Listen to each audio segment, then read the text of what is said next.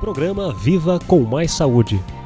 Patrocínio: Morelli Ortodontia, Unimed Sorocaba e Unip Sorocaba.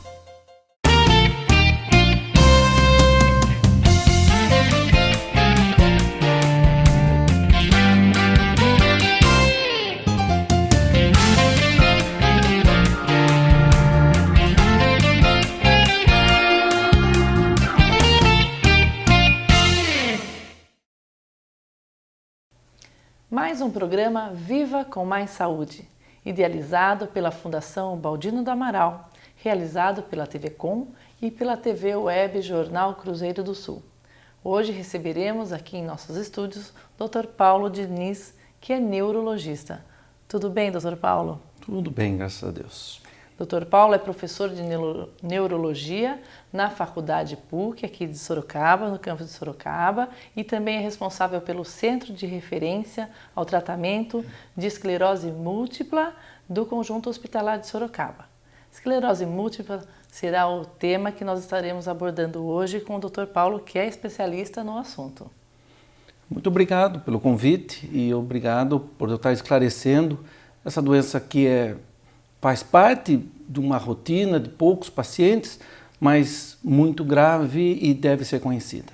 Então, Dr. Paulo, explica para os nossos espectadores, para os nossos ouvintes, o que exatamente é a esclerose múltipla? Muito bem, a esclerose múltipla é uma doença inflamatória do sistema nervoso central. É uma doença autoimune contra algumas estruturas do cérebro, é a substância branca. E ela cursa com períodos de agravo e períodos de melhoria. Uma doença autoimune, o senhor estava dizendo? É da família do reumatismo, assim como tem artrite reumatoide, a diabetes mellitus tipo 1 e várias outras, é mais ou menos da mesma família. E existe um grupo de maior risco, onde há mais incidência? A idade ou sexo? Tem algumas idades e sexo que são mais acometidos pela esclerose múltipla? Sim, normalmente é mais o jovem, apesar de esse nome esclerose confundir algumas vezes, é mais o jovem que está comprometido e mais as mulheres também.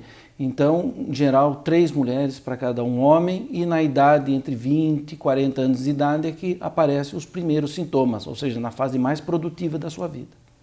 Esse que é o preocupante, o fator bastante preocupante. O senhor dizia esclerose. Existe uma confusão entre esclerosado, a esclerose múltipla não tem nada a ver com esse termo. Exatamente, o nome esclerose pode ser dado em várias outras doenças. Para o médico, a esclerose seria um endurecimento. O que é confundido é com a arteriosclerose e microinfartos cerebrais, que cursa posteriormente com a demência, então aquele velho esclerosado. A esclerose múltipla é diferente, uma doença do jovem e cursa com pequenas inflamações do cérebro, com pequenos endurecimentos. Então a doença se chama esclerose múltipla. Existem outras doenças como a esclerose lateral amiotrófica, esclerose mesial temporal e outras doenças também têm o nome de esclerose em outras partes do organismo. Esclerose múltipla tem que ser esse nome, esclerose múltipla, que define essa doença. Além das mulheres, os jovens adultos, que são mais acometidos pela doença. Existe algum outro fator de ambiente, sexo, raça, que são mais acometidos também? Muito bem, então é mais a mulher branca. Então, a raça branca, os caucasianos, são mais predispostos. E ainda mais, o meio ambiente interfere na doença. Então, aqueles indivíduos que nascem nas regiões temperadas, Europa, Estados Unidos, eles têm mais predisposição a desenvolver quase 10 vezes mais do que nós aqui nas regiões tropicais. Então, são esses indivíduos que são mais predispostos, nasceram nas regiões temperadas, brancos, sexo feminino. Quer dizer que nós aqui estamos ainda um pouquinho privilegiados nesse sentido, por enquanto. Pouco mais privilegiados, mais ou menos 15 para cada 20 para cada 100 mil habitantes. Existem essa doença tem um fator hereditário importante a ser mencionado? Existe sim. Existem alguns genes que já foram separados que dá predisposição à doença. Então, a genética contribui. Porém, o meio ambiente e algumas teorias falam a favor de ser mais importantes com relação à sua doença.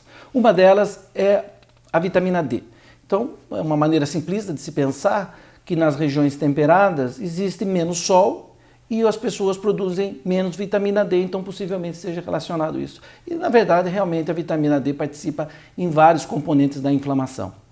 Agora, a outra teoria mais importante é a teoria da higiene. Então, essa teoria diz que as crianças, nas tenras fases da vida, entre 1 ano e 5 anos de idade, que não sofrem muita agressão do meio ambiente, principalmente as inflamações, as infecções, as infestações também, no tubo gastrointestinal, ascaris e tudo mais.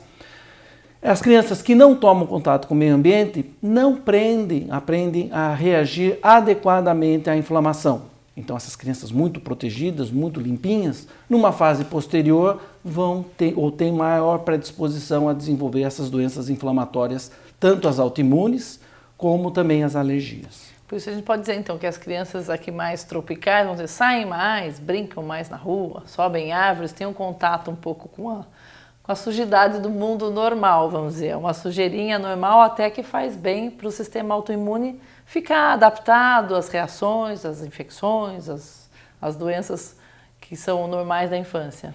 Exatamente. Então, pelo fato de ser mais quente, as crianças têm mais contato com o meio ambiente. E também pelo fato da higiene também. Quer dizer, um indivíduo mais civilizado tem mais componentes higiênicos e tudo mais. Mas mais por causa do clima mesmo. Quer dizer, pelo clima frio das regiões temperadas, a criança vai ter contato com o meio ambiente após os 2 anos de idade, 3 anos de idade. E isso parece ser fundamental no desencadear da esclerose múltipla. Numa consulta, né, quando o paciente procura o senhor, como que é feito o diagnóstico da esclerose múltipla? É simples de se fazer? Existe um único exame, é um conjunto? Como o senhor chega à conclusão de que o indivíduo é portador da esclerose múltipla? Realmente não é um diagnóstico fácil de se fazer, porque os sintomas são os mais variados. E normalmente cursa com o sintoma e depois a remissão do sintoma. Então, muitas vezes o indivíduo tem o sintoma, depois de 2, 3 semanas ou 1 mês, o sintoma desaparece. E muitas vezes ele não procura o médico. E depois os sintomas eles podem ser os mais variados. Ele pode ser um sintoma sensitivo, uma mão ficou adormecida, depois melhora. Pode ser um sintoma motor, a perna ficou pesada e depois melhora. Pode ser um sintoma do cerebelo, o indivíduo fica incoordenado, fica que nem bêbado, passa algum tempo melhora. Esfíncter, incontinência urinária e nervo óptico também. O indivíduo perde a visão num olho, passa algum tempo e depois melhora. Então o diagnóstico a gente faz pela clínica e alguns exames subsidiários. O principal deles é o de imagem, a ressonância nuclear magnética, que mostra algumas imagens muito características da esclerose múltipla. Algumas vezes, quando a clínica e a imagem não são bem características, nós lançamos mão de outros exames, entre eles o líquido da espinha, que também mostra alguns padrões muito característicos da esclerose múltipla.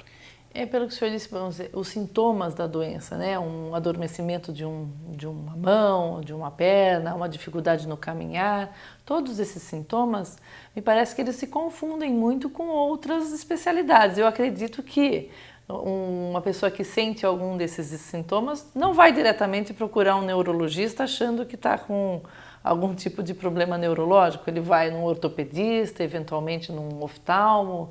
Exatamente. Ocorre isso, doutor É o que Paulo? acontece. Normalmente nos primeiros sintomas, ou eles não procuram o médico, ou quando procuram, é um médico de outra especialidade, né? Então, um sintoma motor, como você disse, geralmente os ortopedistas são os primeiros a receber.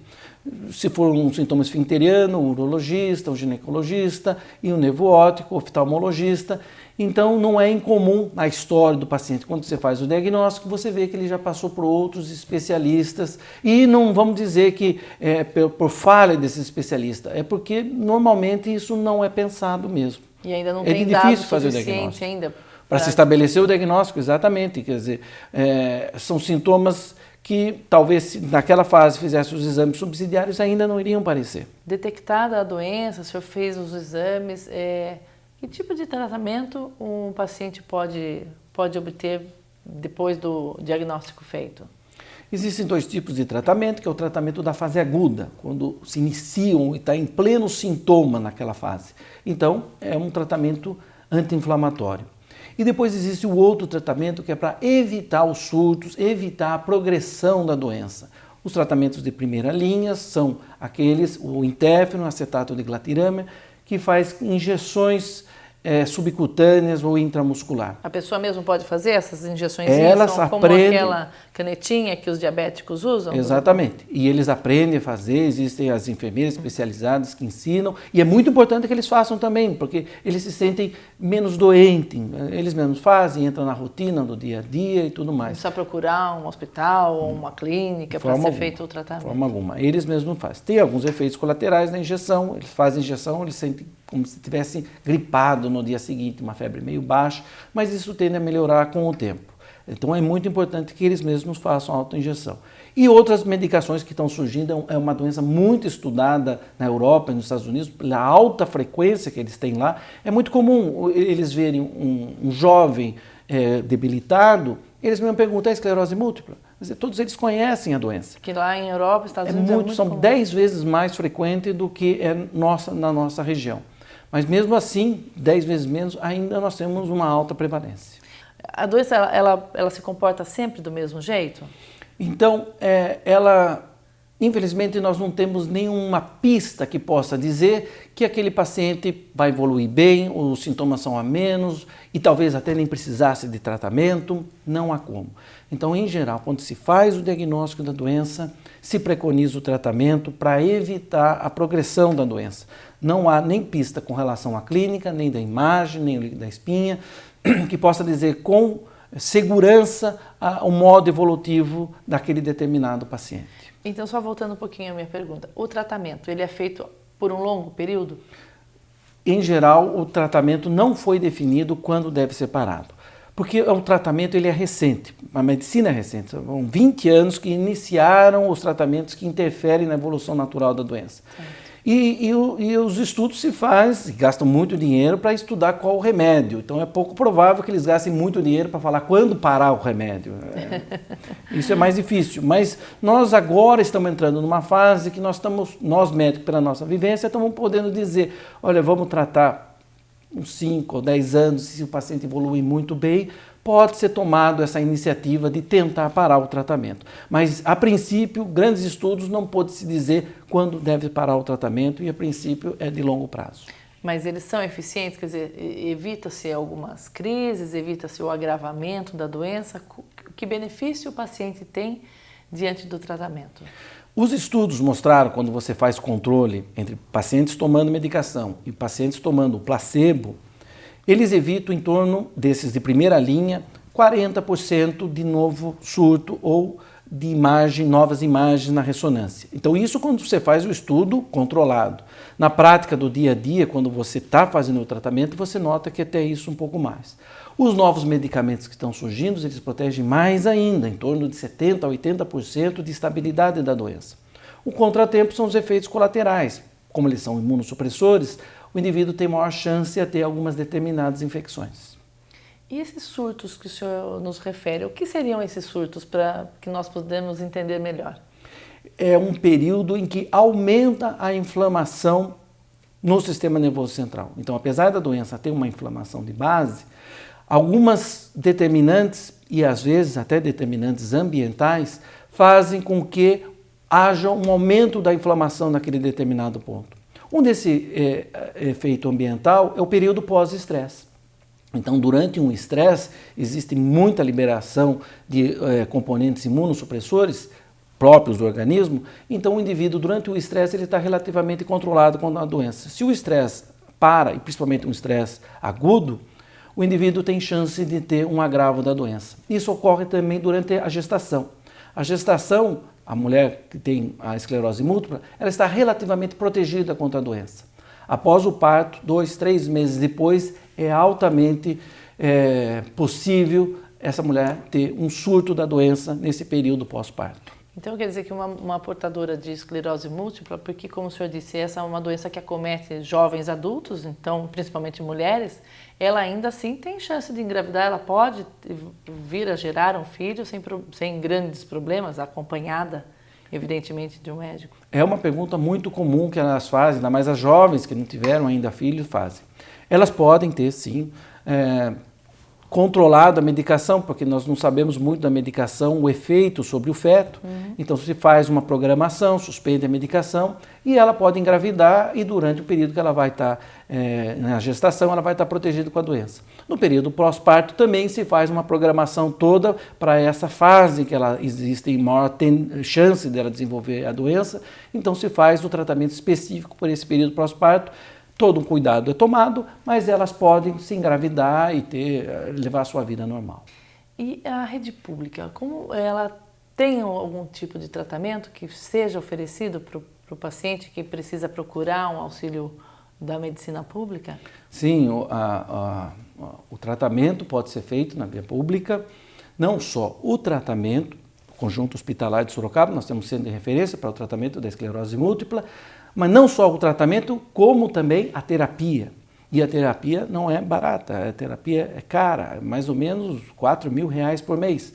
Mas o governo, uma vez estabelecido o diagnóstico de maneira apropriada, o governo compra a medicação, então todos têm acesso não só ao atendimento, como também à terapia da esclerose múltipla e até desses novos medicamentos que estão chegando, muitos deles já estão sendo liberados e a população tem acesso. Quer dizer que aqui em Sorocaba, no conjunto hospitalar, a gente tem esse centro de referência, que o senhor faz parte, inclusive. Temos esses recursos, então a população tem para onde recorrer. Tem, uma vez encaminhado, pode ser feito um encaminhamento por qualquer médico, mas em geral são os neurologistas que fazem o encaminhamento. Eles vão receber o tratamento e também vão receber a terapia. Tá certo, doutor Paulo. E a evolução da doença, ela é sempre da mesma forma? Vamos dizer, ela vai evoluindo aos poucos? Ou ela tem picos e volta à remissão em algum momento? Dá para ter uma ideia ou tudo é uma incógnita? Sim, se falando de esclerose múltipla. Muito bem. Ela tem um período que o indivíduo está mais propenso a ter os surtos e as remissões. Numa fase mais tardia da doença, ela pode evoluir com uma inflamação crônica, constante, não mais tendo surtos, mas tendo um agravo lento e gradual. É o que nós chamamos da fase secundariamente progressiva. Existem várias formas de esclerose múltipla. Tem a forma de esclerose múltipla somente surto e remissão e não aparece essa forma progressiva posterior. Existe a forma secundariamente progressiva e existem alguns pacientes que não desenvolvem o surto e remissão, somente a fase progressiva, lenta e gradual. Então, apesar de ser a mesma doença, existem várias faces da sintomatologia. E tendo o tratamento, sendo acompanhado por um médico, sendo o tratamento particular, ou como o senhor disse, existe o tratamento público que é oferecido, a pessoa pode ter uma vida normal? Dá para continuar com algumas atividades, ou o paciente acaba ficando de uma certa forma acometido? Ou dá para se programar uma vida próxima ao normal, doutor Paulo? O objetivo nosso do tratamento é fazer com que o indivíduo não só tenha uma vida normal, mas também tenha uma boa qualidade de vida. Nada adianta você instituir um tratamento que vai reduzir dramaticamente a qualidade de vida dele. A doença está totalmente controlada, mas ele está sofrendo. Então não é esse o objetivo do tratamento. O paciente pode sim ter uma vida normal, fazendo o tratamento, e para nós o fundamental é que ele não tenha nem as sequelas da doença e também não sofra com o tratamento. Doutor Paulo, nós vimos que os sintomas da esclerose múltipla se confundem muito com outras doenças, eventualmente um nervo pinçado, uma doença ortopédica, enfim. Como que o senhor faz esse diagnóstico diferencial? Como que dá para saber que realmente o senhor chegou à conclusão que é esclerose múltipla? Bom, é uma boa pergunta, porque isso é o que a gente tem mais que fazer com relação ao diagnóstico. Então, para nós, não só nós corremos atrás de estabelecer o diagnóstico, mas nós médicos também devemos correr atrás de excluir outras doenças. Então, uma vez que nós estabelecemos o diagnóstico ou a suspeita de esclerose múltipla, existe uma série de exames que nós solicitamos para excluir outras doenças que podem ter o mesmo curso ou mesmo clinicamente parecido com a esclerose múltipla. Como as outras doenças autoimunes, como o lúpus, as vasculites, as infecções, sífilis, AIDS. AIDS é um exame que nós sempre temos pedir para os pacientes com esclerose múltiplas. Algumas doenças metabólicas também, doenças carenciais, a carência de vitamina B12 pode cursar com muitos sintomas no sistema nervoso central, que também mimetizam os sintomas da esclerose múltipla. Então, normalmente a gente faz uma bateria de exames para excluir outras patologias e uma vez excluindo as outras doenças, nós podemos nos ater ao diagnóstico de esclerose múltipla. Infelizmente, não existe um único exame, aquele exame patognomônico, um sinal único que fecha o diagnóstico de esclerose múltipla. Não tem. Então, nós excluímos outras doenças e depois colocamos os critérios. Os critérios, esses são os critérios clínicos, as manifestações, sintomas e sinais, e os exames subsidiários, principalmente a ressonância, que tem algumas imagens muito características da doença, essas desminimizações focais, algumas imagens ao redor do ventrículo, perto das substâncias cinzentas, que nos faz pensar então da doença. Então, nós excluímos outras doenças e critérios para estabelecer o diagnóstico definitivo. E um sintoma, existe um sintoma que seja característico? Não, esse daqui com esse sintoma, realmente procure um neurologista, porque você tem uma possibilidade de ser um portador da esclerose múltipla. Existe algum sinal assim que seja mais importante para ser notado? Um sintoma muito característico é a neurite óptica. Então, o indivíduo tem a neurite óptica num único olho. A sintomatologia é que o olho fica muito embaçado e dor atrás do olho conforme a movimentação. Mas fica embaçada a visão? A visão. O olho? Não, o olho não tem nada. Tá. E muitas vezes no exame oftalmológico, também o oftalmologista não enxerga nada, porque o problema não está no olho, está atrás do olho no nervo óptico. Se o problema está próximo do olho, então às vezes no fundo do olho a gente vê um embaçamento da papila. Muitas vezes não. Então, o sintoma é mais clínico. Dor, embaçamento da visão e conforme mexe o olho, dói atrás do olho, que dura mais ou menos umas 2, 3 semanas e depois melhora. O outro que também é muito característico de esclerose múltipla é a visão dupla. O indivíduo olha para um ponto e enxerga 2.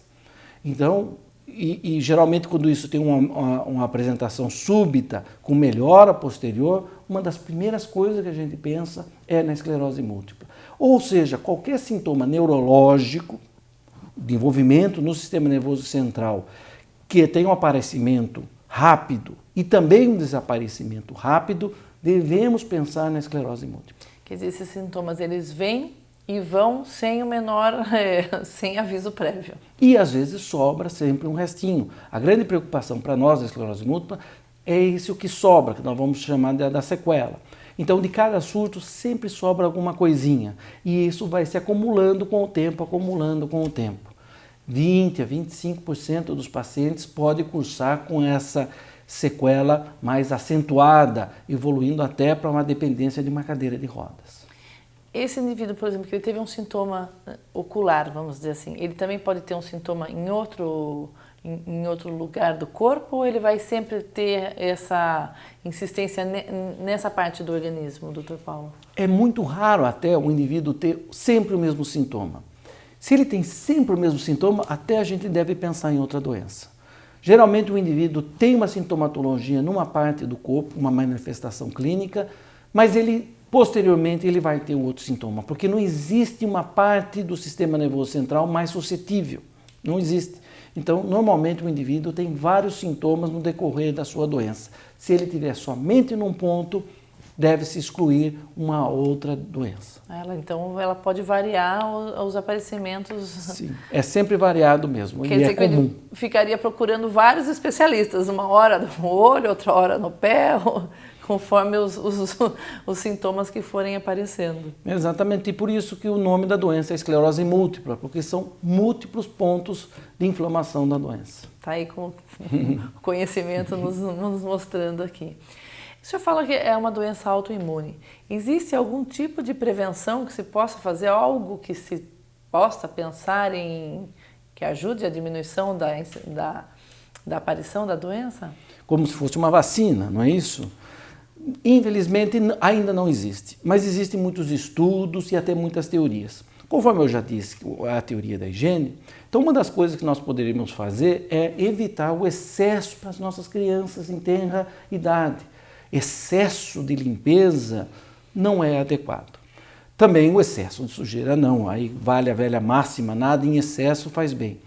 Mas o excesso de limpeza com certeza está relacionado não só à esclerose múltipla, mas também outras doenças inflamatórias autoimunes, diabetes mellitus tipo 1, artrite reumatoide, lúpus e também as alergias, que é um outro padrão de inflamação, mas que também está relacionado ao pobre contato com o meio externo. Então, para evitar nada em excesso, deixar nossas crianças um pouquinho sujinhas. Quer dizer que pode engatinhar, pode comer uma fruta na árvore. Caiu aquela bolachinha no chão, não deu tempo, Dá uma sopradinha. Uma sopradinha. A vitamina S, a vitamina da sujeira. Exatamente isso. É aconselhável, nós não estimulamos a extrema limpeza para as mães, ainda mais agora as mães mais modernas, que parece que são um pouquinho mais Tem neuróticas. aparelho para tudo, para esterilizar até o pensamento. Esteriliza o ar, isso não é bom. Quer dizer que a vida sempre, né, doutor Paulo, mais próximo do natural, do normal, como nós vivemos nossa infância, até que nem faz tanto tempo, né? Mas que a gente caminha, brinca na rua, tem contato com grupos, né? A gente não brinca só na internet, a gente tem contato com as outras pessoas, isso também é uma troca aí de imunidade, né? Se expõe o seu sistema imunológico a várias doenças, que é o normal dela aí. Lógico. E se preparando para isso. Nesse sentido é que o senhor fala que a criança que fica totalmente... uma redoma, né? Uma redoma, né? Numa bolha, esterilizada totalmente, em algum momento da vida em que ela se expõe a alguma infecção, ela pode, então, ter um prejuízo maior. Exatamente. Então, não só a sujeirinha do dia a dia, mas também a relacionamento com outras pessoas, porque a gente acaba tendo esse contato também. E como existe também a teoria da higiene, tomar sol também, né? Não ficar só recluso, sombrinha e tudo mais. É lógico que a gente foge do excesso, se queimar com o sol, as moças não gostam de muito sol porque aparecem as ruguinhas, mas um pouco a gente precisa sim para repor, inclusive agora com essa questão da vitamina D, muitos estão dosando as suas vitaminas D e nós estamos observando que no Brasil também tem muita carência de vitamina D. Mesmo com o nosso clima proporcionando bastante porque sol. todo mundo foge do sol, todo mundo vai sair um pouquinho para o sol, já coloca protetor e tudo mais. Então, nesses tempos modernos, apesar de nós termos bastante sol, também está faltando muita vitamina D. É que ninguém quer andar a pé, todo mundo só quer também andar de não carro, quer andar a pé, só andar de carro e tudo sombra, mais. fechadinho. E exercício na academia também, não Tudo toma fechado. contato com o meio ambiente. Quer dizer que uma boa caminhada com o sol na manhã, vamos dizer, um alimento que é normalmente bem higienizado, mas que também não precisa ser tudo esterilizado, né? Com certeza, e se nós formos ver, é aquele velha orientação das nossas avós. Dr. Paulo é neurologista, trabalha aqui em Sorocaba, no Instituto do Cérebro, tem muito paciente com essa, é uma doença que a esclerose múltipla, difícil de falar, ela acomete um número muito grande de indivíduos, Dr. Paulo? Em nosso meio, 15, 20 pacientes para cada 100 mil. Nós temos cadastrado no nosso centro de referência 250, quase chegando a 300 pacientes. Quer dizer, é um número alto se pensar que é uma doença imprevisível, muito debilitante, afetando a tenra idade, a idade mais produtiva do jovem. Então, se é dramático para quando você pensa em 200, 300, na nossa pequena região, então isso é grande, é importante, tem que ser conhecido, tem que ser tratado. Muito obrigada, Dr. Paulo, pelas suas explicações, para nos esclarecer o que é esclerose múltipla, porque acho que é uma doença um pouco difícil de ser detectada, então, mais que se deve uma atenção, porque acredito que, pelo que o senhor diz, o tratamento que é feito no início, ele inibe um pouco alguns surtos que possam ocorrer e as consequências, as sequelas desses surtos. Por isso, importante o tratamento, o diagnóstico e o tratamento sempre que possível, o quanto antes.